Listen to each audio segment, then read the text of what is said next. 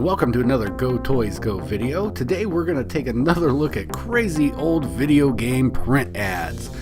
And I could probably do a whole channel dedicated to the crazy old ads that you would see for retro video games, because some of these ads are some of the craziest things you'll see. I can't believe some of the stuff even got printed. But the first one we're going to look at today is for the Power Glove, and I remember this terrible contraption. It was a glove that went over your right hand just like you see on the picture, and you were supposed to be able to flick your finger or swing your hand around to do different controls, but it just always turned out to never really work right with any game you were supposed to do. In fact, one of the most ridiculous ones I remember was Mike Tyson's Punch-Out!, where to throw a right, you were supposed to throw a punch at your TV screen, but to throw a left, you kind of had to dislocate your elbow and still throw a punch with your right hand that looked like a punch with your left hand, and it was just really silly and obnoxious and awkward.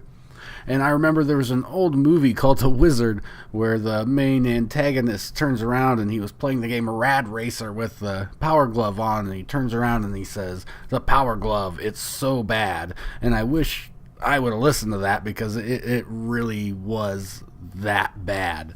So the only thing it had going for it was it looked cool. You put on a nice pair of black sunglasses and your Power Glove, and no one was going to mess with you on video game day. And I hate to say, you can see it for yourself, you just kind of looked ridiculous. Now, in the last video, we looked at ads for the systems, kind of going through sort of the lull in video games that happened after the Atari 2600 and sort of lasted until the Nintendo came out. And this, I'm going to look at some of the systems that kind of came when Nintendo created that new video game boom time. And the one company that I know really kind of held the market share with Nintendo the best was Sega for their Genesis system. And here you kind of see a standard ad for the Genesis. It looked really cool. You know, you got your system and shows little screenshots of all the games that are available. And this was a pretty standard ad for what you would see around that time. But the one thing I really remember the Sega Genesis for is really being the company that had the first real shots fired at Nintendo. This was one of the first ads I remember that had a slogan that kind of raised everyone's eyebrows, and that was that the Genesis does what Nintendo don't. And I know that that slogan itself sold quite a few Sega Genesis systems. Even the people that I know, they just thought it was a better system pretty much because of this slogan right here. But seeing the success that Nintendo and Sega was having, this really became the period where we started to see a lot of new game systems, and all of these systems kind of needed that Nintendo slogan to get their feet in the market as well. And this is an ad from the Neo Geo system, and this one is hilarious. If you're still playing a Sega, an NEC, or a Nintendo, you're nothing but a weenie. But if you're playing the Neo Geo, you have a fully loaded hot dog apparently. And you can see down below how it's bragging about how many colors it can display, how many sprites are available on a screen at any given time. And the Neo Geo was a really, good system. It was a more advanced system than the more popular ones that were out. But I really think that the last few lines of the description in this ad sort of represents the problems that these newer systems had. Does Neo Geo cost more than other video game systems? You bet. Does a Ferrari cost more than a Yugo? Yes. Well, the problem was the price tag for something like the Neo Geo was kind of like comparing a Yugo to a Ferrari. But since there weren't as many games out, it was kind of like, why would you have a Ferrari if you didn't have as many roads to drive on? So that's kind of what the problem was with those types of systems. And that's where the problems began for some of the other manufacturers, because Nintendo could really do no wrong at that time. Even in this kind of simple ad, you can see that they have the licensed titles. They have a lot of things like James Bond, Super Mario, Darth Vader.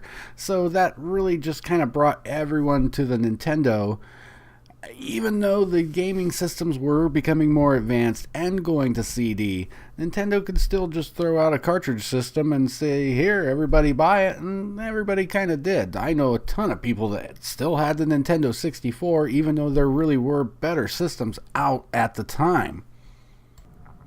Maybe one of the most panned consoles in history was the Panasonic 3DO, and right away by looking at the ad you can kind of see why. They didn't show a picture of the system, they didn't show a picture of any games that were available for it, and the crazy thing is they were asking more for this system in 1993 than PlayStation 4 and Xbox One were asking for their systems in 2014. So it was very hard for someone to come and pony up for something like this when you didn't really ever get an idea of what they were trying to sell. You would just get these sort of crazy pretentious ads of, play our system, it's the best.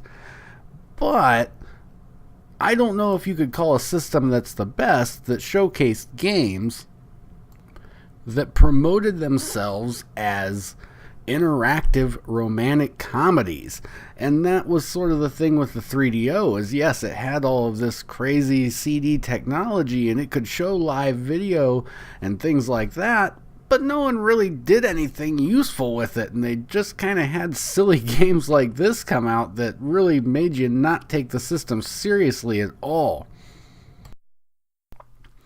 But with that being said, Nintendo hit a period of time with their advertising, particularly for their Game Boy system, where they really jumped the shark with their advertising. They were normally a very family-friendly company, and they just had some very questionable ads. In fact, there were 3 ads that I found that I couldn't even include in this video because they just took it way too far. So I do have a few here I will show though. The first one, just very odd. Nintendo Game Boy, keep it in your pants. It's just a very questionable ad there for something that you're going to try to sell to kids.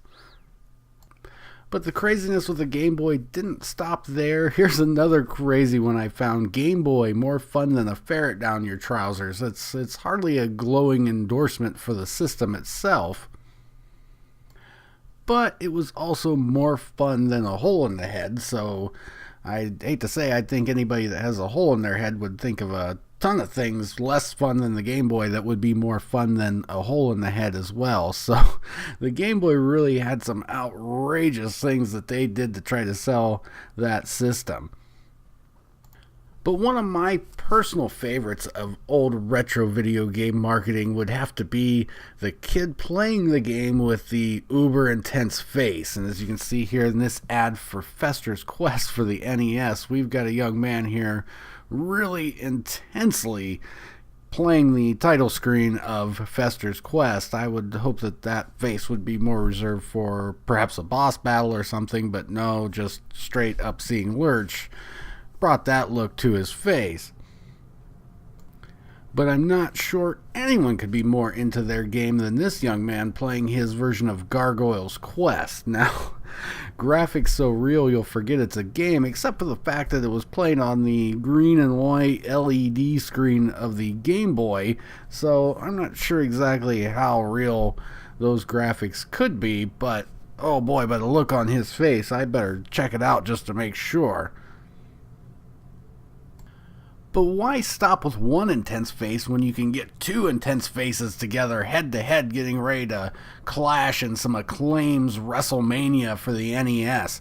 And these 2 young men look like they're getting ready to throw down in their living room despite the fact that they're dressed up like they just came from church. So this is another great example of how they really tried to sell these games with mad intense faces.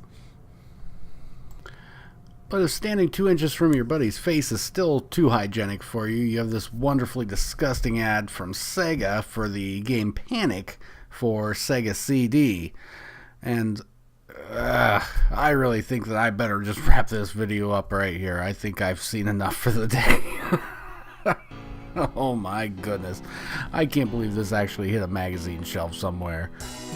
Well, I hope you enjoyed going down memory lane with me on some of these old print ads, and if you didn't enjoy this video, at least I hope I made you think, hey, maybe I could be a marketing director somewhere for somebody.